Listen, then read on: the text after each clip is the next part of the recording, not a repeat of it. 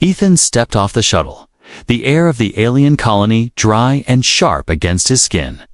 He was here on a simple diplomatic mission, one of many he had done over the years. The marketplace was busy. Voices rising and falling in strange alien tones. Merchants waved colorful fabrics, vendors offered glowing fruits, and children ran between the stalls. But through all the movement, Ethan's eyes caught something different. She was standing at the edge of the crowd, half hidden behind a tall pillar. Her skin was pale silver, her hair falling like white silk down her shoulders, and her eyes were the color of frozen water. She moved slowly, carefully, with a limp in her right leg. Each step deliberate, as if every movement hurt, and yet her gaze never left Ethan. It was not the look of a stranger, but of someone who knew him deeply. Ethan felt a strange chill. He had never been to this colony before. Or so he thought, but the way she looked at him, it was as if he had been gone a long time and had finally returned. She stepped forward, the crowd parting slightly as if they didn't want to be near her. Ethan noticed the way people whispered, the way their eyes flicked to her leg. Some looked at her with pity, others with open disgust. She ignored them, her focus fixed on him. When she stopped in front of him, her voice was soft but steady. "Do you remember me?" she asked, her words in perfect human language. Ethan froze, his mind searching for an answer. He wanted to say yes, but there was nothing in his memory to match her face. Still, something about her stirred a feeling deep in his chest. In her hand, she held a small pendant, silver and worn, with the emblem of Earth on it. The sight made his heart skip a beat before he could speak. Two armored alien guards pushed through the crowd. They moved toward her quickly, their hands reaching to grab her. "She is not allowed here," one of them growled in their native tongue. Ethan stepped between them without thinking. "Wait, what's going on?" he demanded. "This one is trouble," the guard said, glaring at her. "She doesn't belong among the people. She should stay in the outer slums." The girl's eyes lowered, but her grip on the pendant tightened. Ethan's instinct screamed at him. Whatever this was, it wasn't right. "She's with me," he said firmly. His voice carrying over the marketplace. The guards hesitated, unsure whether to challenge a human diplomat. Finally, with a warning glare, they stepped back. The girl's lips trembled as she looked up at him. "Thank you," she whispered. Ethan studied her face more closely now. Her features were delicate, almost fragile, but there was a strength in her eyes. He could see faint scars running down the side of her neck and across her temple. The kind of scars that told stories of fire and pain. "Who are you?" he asked quietly. She glanced at the pendant again before answering. "My name is Lyra," she said, "and you gave this to me." Ethan's brow furrowed.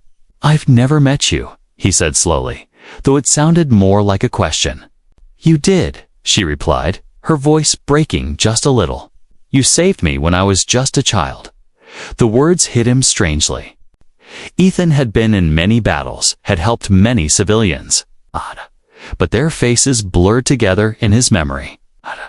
Yet the way she spoke was different, not like someone repeating a story, but like someone who had lived every moment of it. "You've been waiting for me," he said, almost to himself. "Yes," she said simply.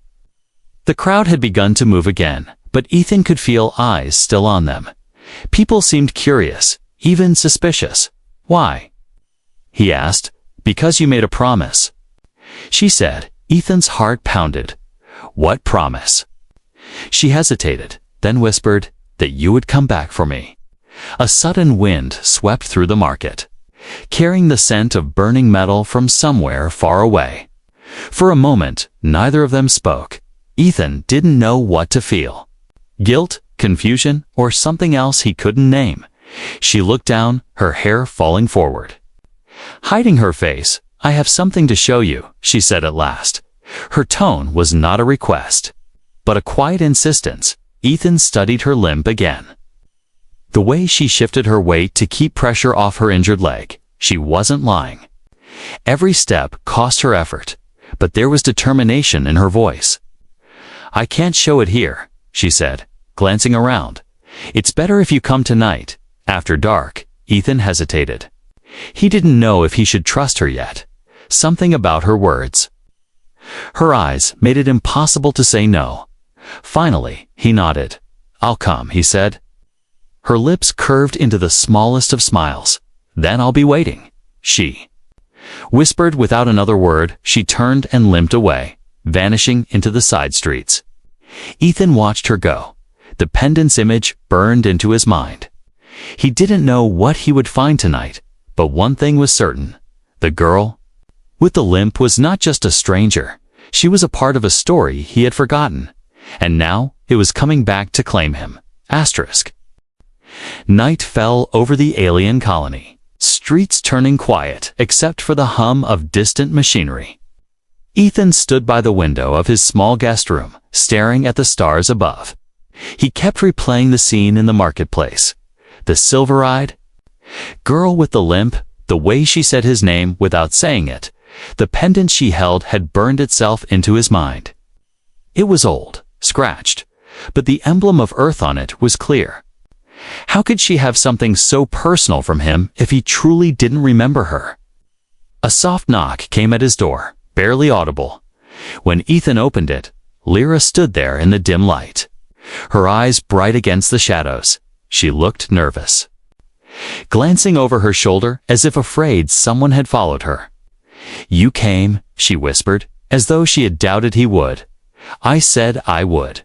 Ethan replied, his voice low.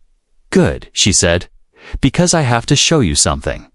Before they stopped me, she led him into the narrow back alleys of the colony, her limp more noticeable on the uneven stone streets. Ethan wanted to offer his arm, but he sensed she would refuse. She moved with quiet pride, even through pain. Finally, they stopped in front of an old metal door half buried in dust. It looked abandoned, forgotten by the rest of the colony. "This is where I live," she said softly, "and where the truth sleeps, inside." The air was dry and smelled faintly of oil and burnt wiring. The room was small, lit by a single flickering lamp. There was almost no furniture, only a low bed, a table with scattered tools, and a locked chest in the corner. Lyra limped to the chest and knelt down, unlocking it with a key she wore on a string around her neck. From inside, she pulled out a folded piece of faded cloth. Ethan felt his chest tightened. It was a hollow photo, old and grainy, but unmistakable. It showed a younger version of himself, dressed in battered combat armor, holding a small alien child. Her silver eyes shone even through the blur. "That's you," Lyra said. "Okay," voice trembling. "And that's me." Ethan stared, a strange ache rising in him. The child in the photo couldn't have been more than 7 years old, and she was clutching the very same pendant. "How?" he finally asked. Lyra sat back, the memories heavy in her gaze. "It was during the War of Glass Skies," she said. "My village was under attack. Fire was falling from the sky. People were screaming, running, dying." She told him how soldiers had come, how buildings collapsed, and how she had been trapped under rubble. Her leg had been crushed, the pain blinding, through the smoke. A human soldier had appeared, cutting through the chaos to reach her. He had lifted her into his arms, carrying her to safety while deflecting fire with his shield. When they reached the evacuation point, he had crouched down and given her the pendant. "You'll keep this," she recalled him saying, "and I'll come back for you when it's over." Ethan's breath caught. It sounded like something he would have done. But his memories of that war were fractured. Too many missions. Too many faces. "I thought you'd forgotten," she said quietly. "But I waited anyway." Her voice softened, but there was steel beneath it. "They told me you would never return, that humans don't keep promises to aliens like me." Her fingers traced the scratches on the pendant. "But I knew they were wrong." Ethan felt the weight of her words pressing on him. He wanted to Tell her he had never meant to forget. But the truth was harder. Maybe he truly had forgotten until now. "Why didn't you try to find me?" he asked. She shook her head. "I couldn't leave," she said. "I'm not welcome anywhere. Not with this leg." There was no self-pity in her tone. Just a calm acceptance of how her people saw her. Ethan clenched his fists, anger rising. "In him, that's wrong," he said. "They think I'm weak," she replied.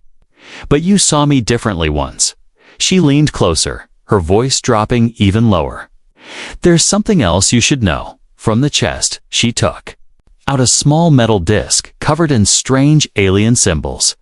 "This is why they want me gone," she said. Ethan frowned. "What is it?" "A map," she answered, "to a vault left behind after the war." Her eyes locked onto his. "It holds supplies, weapons, and proof of what really happened." Ethan understood now why the guards had tried to take her. If the vault's contents came to light, it could change the balance of power in this colony, maybe even the whole region. "You can't trust anyone here," she said, "but I trust you." Her words struck something deep inside him. She had been a child when she first trusted him, and somehow, years later, that trust had not faded. "You'll come with me tomorrow," she said, "Okay, and we'll find it together." Ethan hesitated only for a moment. If he agreed, he'd be stepping into a dangerous game, but if he refused, he'd be leaving her to face it alone, and there was no universe where he could do that. "All right," he said at last. A small, relieved smile crossed her face. "Then I'll meet you at dawn," she whispered. She placed the pendant in his hand for the night, closing his fingers over it. "So you remember what you promised," she said. When Ethan returned to his quarters, he sat on the edge of the bed, staring at the pendant in his palm. It felt heavier now, not just a piece of metal, but a bond, one he had unknowingly carried for years.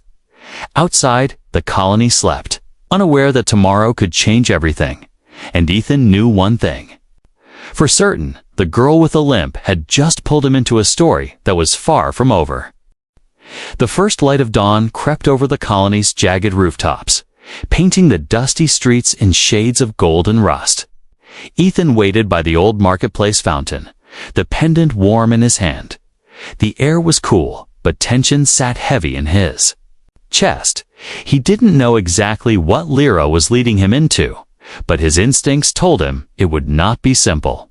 She appeared from the shadows, her limp more pronounced in the morning light.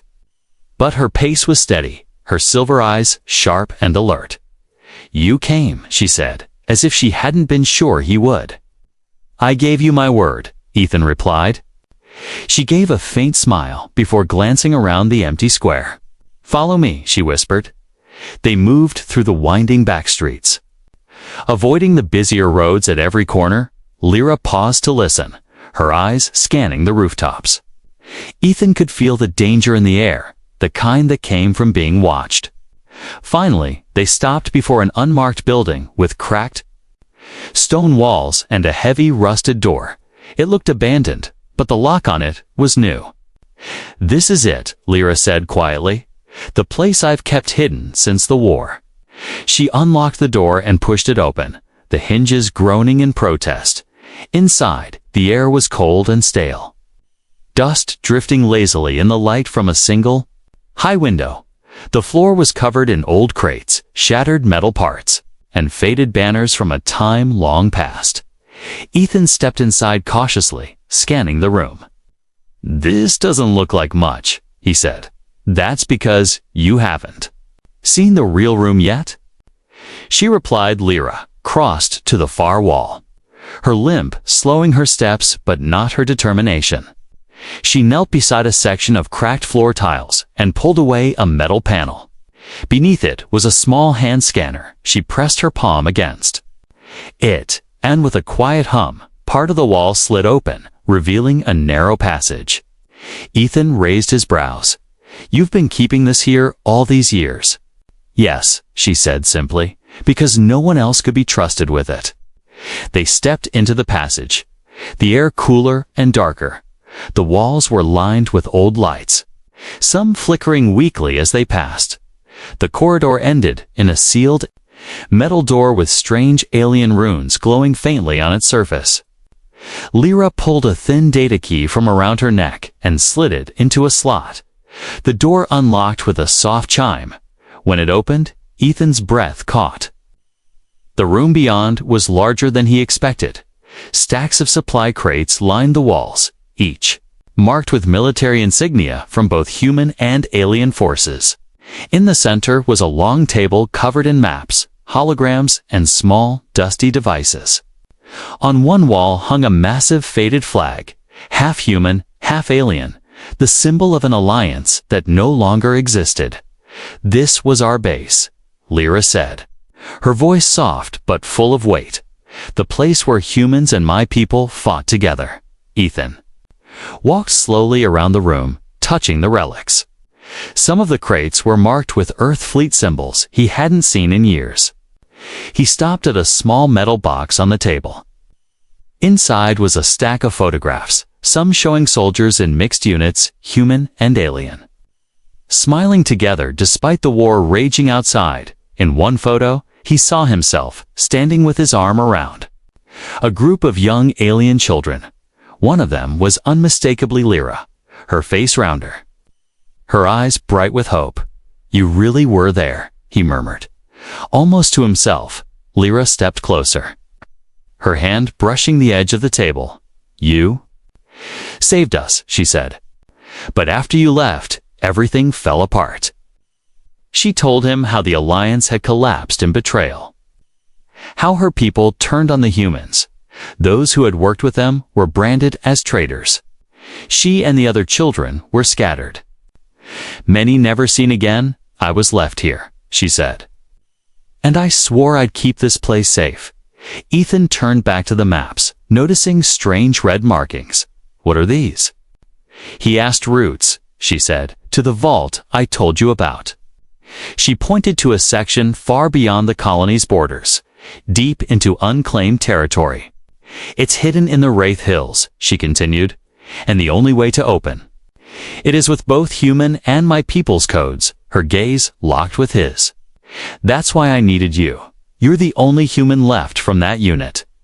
Before Ethan could respond, faint metallic sound echoed from the passage they had come through. Lyra froze, her eyes darting to the doorway. "They've found us," she whispered. Ethan's training kicked in instantly. He moved to the door, pressing his ear against it. The sound of heavy boots drew closer. The steady march of more than one person. "How many exits does this place have?" he asked quickly. "Only one," she admitted, her voice tight. Ethan swore under his breath. He looked around the room and spotted a narrow ventilation shaft high on the wall. "Can you climb?" he asked. She shook her head, her limp making it impossible. "Then I'll boost you," he said, already moving toward it. She hesitated. "What about you?" "I'll be right behind you," he said firmly. They moved fast, stacking crates beneath the shaft. Ethan lifted Lyra, her fingers gripping the edge as she pulled herself up with effort. The sound of the intruders was louder now, voices barking orders in a language Ethan didn't recognize. "Go," he urged. She crawled into the shaft just as the main door began to groan under the force of someone trying to break it down. Ethan followed her, his shoulders scraping the sides. They crawled through the darkness, the metal cold beneath their hands. Behind them, the hidden room was being torn apart, the sound of crates smashing echoing up the shaft. When they finally emerged into the open air, they were in a deserted alley far from the building. Lyra collapsed against the wall, breathing hard. "They know about the vault now," she said, her voice shaking. Ethan looked at her, the weight of their mission heavier than ever. "Then we have to get there first," he said, and for the first time she nodded without hesitation. By the time Ethan and Lyra returned to the safer side of the colony, the suns were high in the sky. Word of their escape had already spread. Whispers followed them through the streets. Some eyes were curious, others hostile, but many carried the sharp edge of judgment. Ethan could feel the tension growing heavier with every step they took toward the central square. When they reached the council hall, 2 alien guards blocked the entrance. The larger one glared at Lyra, his lip curling. "She claims you as her mate," he said, his tone cold. Ethan blinked, unsure if he had heard correctly. "What?" The guard crossed his arms. "In our law. What she did in the marketplace, touching you, speaking those words, offering the pendant, it is a mate claim." Lyra stood still beside him, her silver eyes calm but unreadable. Ethan turned to her. "Is this true?" She nodded slowly. "Yes," she said, her voice steady. "In my culture, a mate claim is not just love, it is trust. A promise to stand together no matter what comes." Ethan glanced back at the guards. "And what happens if I refuse?" The guard's grin was cruel. "She will be shamed, cast out further than before. Forbidden to even walk these streets." The council chamber doors opened. The tall figures of the colony leaders emerged. The head counselor, an older alien with deep gold skin, stepped forward. "You will reject her," he said flatly. "She is damaged, unfit, unable to bear strong children. Your kind has no use for her." Ethan felt his jaw tighten at the insult. He looked at Lyra, saw the way her fingers curled into her palm, hiding the tremor in her hand. Her face was expressionless, but her eyes? Her eyes held the same quiet pain he had seen when she spoke of the war. The counselor waited for his answer. The square had fallen silent. Every passerby pausing to hear what the human would say. Ethan thought of the photo in the hidden room, of the little girl clinging to him with smoke and fire all around. He thought of the pendant in his pocket, the promise he had made without even remembering it. And he thought of the way she had trusted him again. Even now, when trust could cost her everything. "I accept," he said, his voice clear and strong. Gasps rippled through the crowd. The counselor's face hardened. "You understand what you are doing." "I do," Ethan said. "You call her unfit, I call her brave." Lyra's eyes widened slightly, the smallest flicker of emotion breaking through her calm. The counselor stepped closer, his voice low and sharp. "Then you share her fate." "Human, so be it," Ethan replied without hesitation. The ceremony was quick, a traditional binding of hands using a silk cord, tied in 3 loops, one for the past, one for the present, and one for the future. As the cord tightened, Lyra's gaze met his, and for the first time, there was something like relief in her eyes. The crowd was divided. Some murmured in disapproval, others in cautious interest, but Ethan knew they had just made more enemies than friends. When they left the square, the stares followed them. Some people whispered cruel names at Lyra. Half-mate, broken limb, dead branch. Ethan slowed his pace until he walked beside her shoulder to shoulder. "They can say what they want," he said quietly. "I'm not here for them." She looked at him, her lips parting as if to speak, but then she simply nodded. By the time they reached the small room where Ethan was staying, the sun was beginning to set. Lyra stepped inside without a word, moving to sit on the low bench. "By the window, you didn't have to do it," she said softly. "I know." Ethan replied, "But I wanted to." Her gaze dropped to the floor. "You've made yourself a target now," she warned. "I was already one," he said. "Now I just have someone worth fighting for." For a long time, they sat in silence, the hum of the city outside filling the room. Ethan noticed she was holding her leg, her fingers pressing gently against the joint. "Does it hurt?"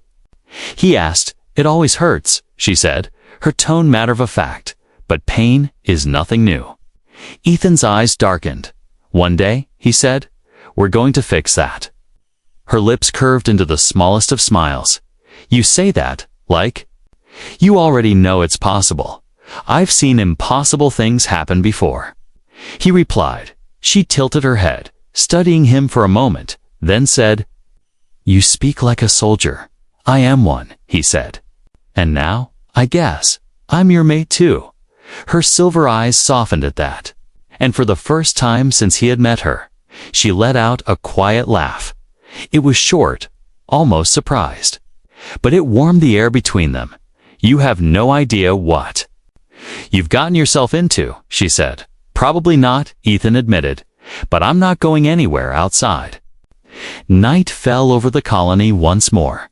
Somewhere in the shadows, those who wanted Lyra gone would be plotting their next move. But in this small room, two people who had once met in the fire of war were bound together again.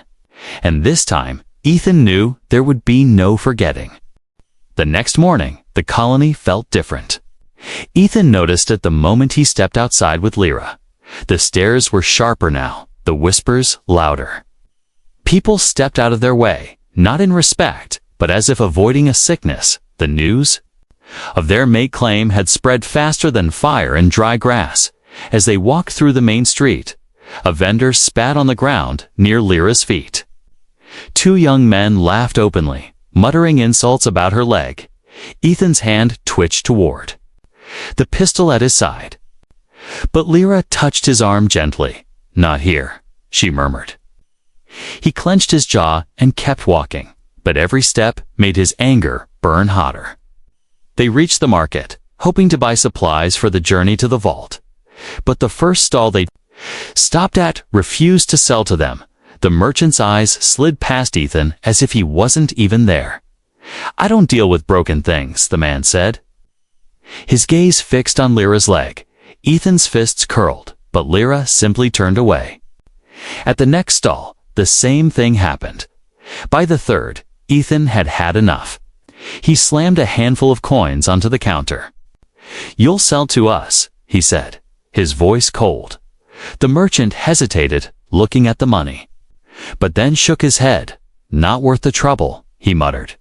Ethan leaned forward, his tone like steel. "I don't care about your trouble. I care about what's right." The merchant glanced around nervously, then shoved a small bag of supplies toward him. "Take it and go," he said. Ethan grabbed it, his glare lingering a moment longer before he turned back to Lyra. They left the market in silence, but as they rounded a corner into a narrow alley, Ethan's instincts screamed. A shadow moved above them, and a flash of metal dropped from the rooftop. Ethan reacted instantly, shoving Lyra aside. The blade clanged against the ground where she had been standing. A figure leaped down from above, dagger in hand, eyes full of hate.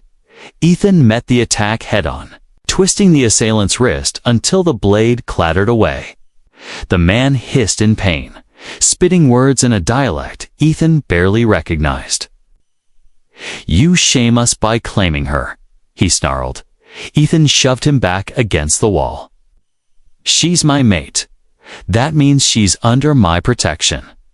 He growled. The man sneered. "Protection won't change what she is."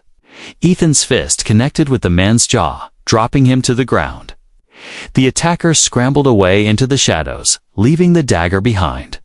Lyra was still against the wall, breathing hard. Her eyes were wide, but not with fear, with realization. "They won't stop," she said quietly. Ethan picked up the dagger, slipping it into his belt. "Then we won't give them the chance," he said. Her gaze flicked to the weapon, then to him. "You mean to leave soon?" "Yes," he said. "Tonight, back at the small room." They packed quickly. Lyra moved slowly, her limp worse than usual after the shove earlier. Ethan noticed her wince when she bent to lift a bag. Without asking, he took it from her hands. "You carry the map," he said. "I'll carry everything else." She hesitated, then nodded. It wasn't a matter of weakness. It was trust. When night fell, they slipped through the side streets, avoiding the main gates where guards might stop them. Lyra led the way, knowing which paths were less traveled. But even in the quiet dark, danger found them. Two figures emerged from the shadows. Ahead, blocking the path, going somewhere. One asked with a smirk. Ethan stepped forward, his voice calm but dangerous. Move. The second figure's gaze lingered on Lyra. You don't belong anywhere, broken girl, he said. Ethan moved before the insult could sink in, his hand gripping the man's collar and slamming him against the wall. I told you to move, he repeated. The men exchanged glances, then stepped aside. Muttering under their breath, once they were past, Lyra looked at him in the dim light. You can't fight everyone, she said. Maybe not, he replied. But I can fight enough of them to get you to the vault. Her eyes softened for a moment before she looked ahead again. You still don't know why they hate me this much, she murmured. Then tell me, he said. She hesitated. It's not just my leg, she admitted. There's something else, something about my bloodline. They reached the edge of the colony, where the land stretched out into open wilderness under the pale moons. Ethan looked back once, seeing the lights of the colony flicker in the distance. You ready? He asked. Lyra took a deep breath. Yes, she said, as they stepped into the wild. The cold wind carried away the last of the market's whispers. But Ethan knew the real danger was still ahead, and somewhere out there, the secret in Lyra's bloodline might be the key or the reason someone wanted her gone forever.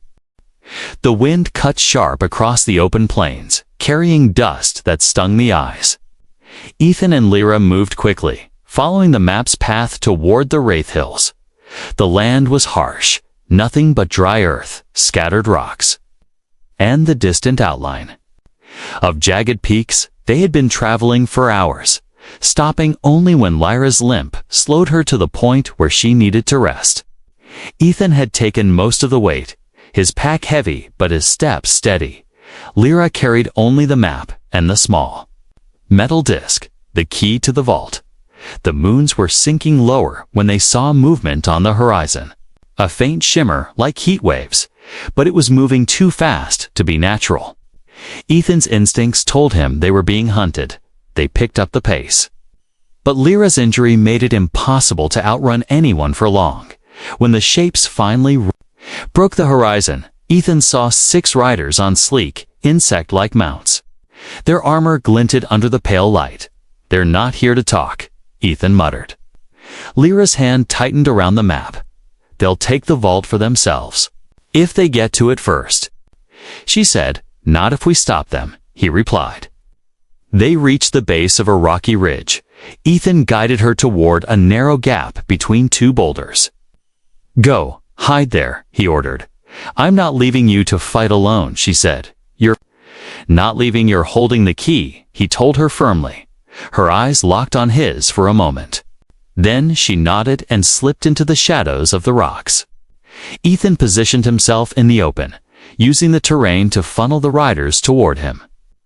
When the first enemy dismounted, drawing a curved blade, Ethan met him head-on. The clash of steel rang through the night. The second rider came in fast, but Ethan spun, slamming his elbow into the man's chest and sending him sprawling. The others spread out, trying to flank him, but the narrow ground forced them into his reach, one at a time. One managed to cut his arm, a shallow slice. Pain burned, but Ethan ignored it, using his injured arm to pull the attacker forward before delivering a crushing blow to his ribs. The man dropped, gasping for air. Another lunged, and Ethan barely blocked in time. The force of the strike pushed him back, his boots skidding in the dust. From the rocks, Lyra called out, "Behind you." Ethan turned just as a rider charged from the side. He dove low, grabbing the man's leg and yanking him from the saddle. They hit the ground hard, and Ethan's fist ended the fight in 2 quick strikes. The last 2 attackers hesitated, their eyes flicking to the dark gap where Lyra hid.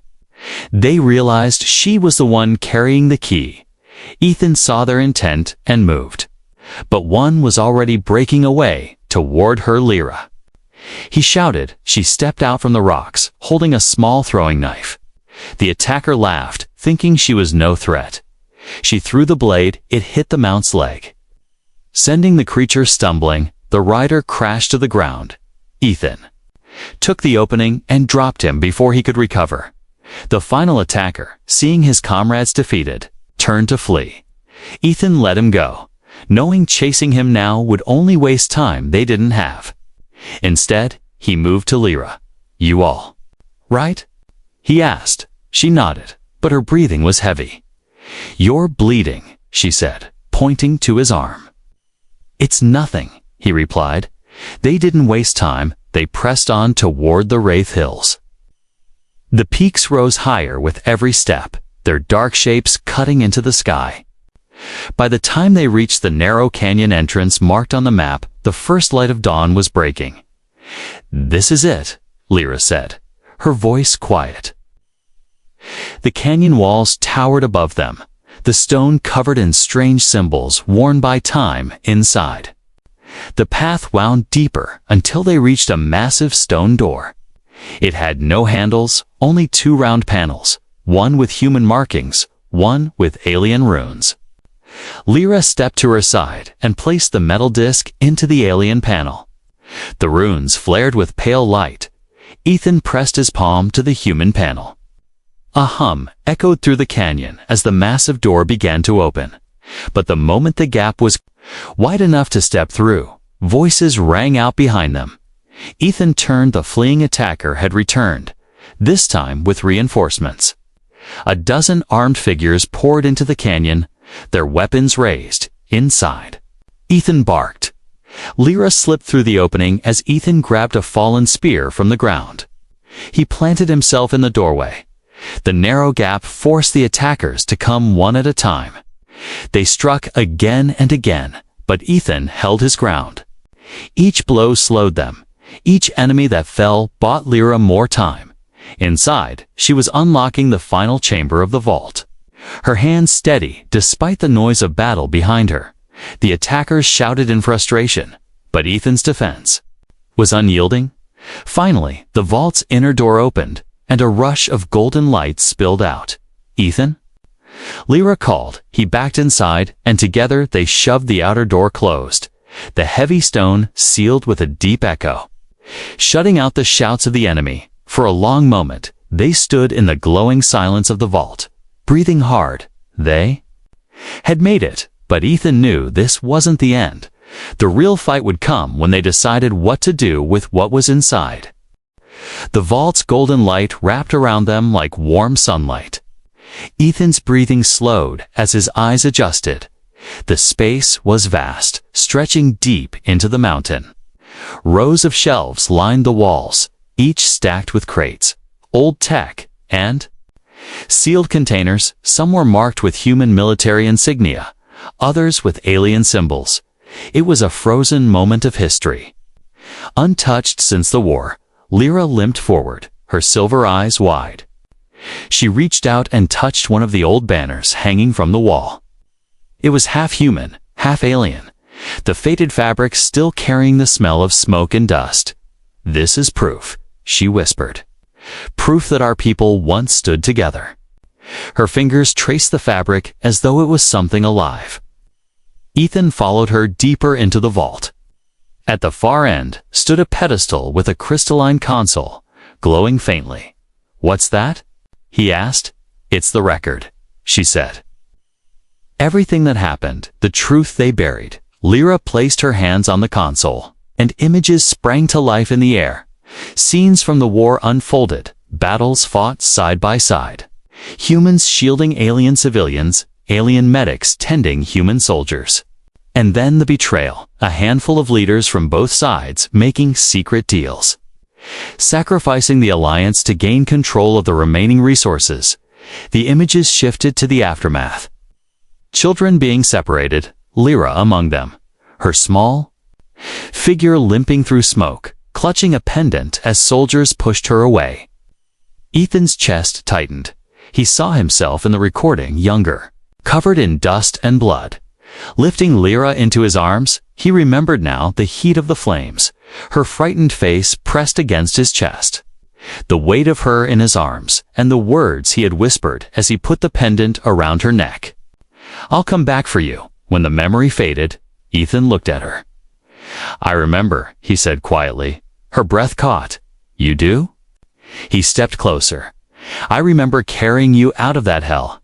I remember you refusing to cry, even though you were in pain. I remember making that promise. Her lips trembled, and for a moment she couldn't speak. You came back? She whispered. It took me too long, he admitted, but I'm here now. Before they could say more, the muffled sound of pounding on the vault door echoed through the chamber. They're still out there, Ethan said. Lyra nodded, her expression turning firm. Then we make this count, she said.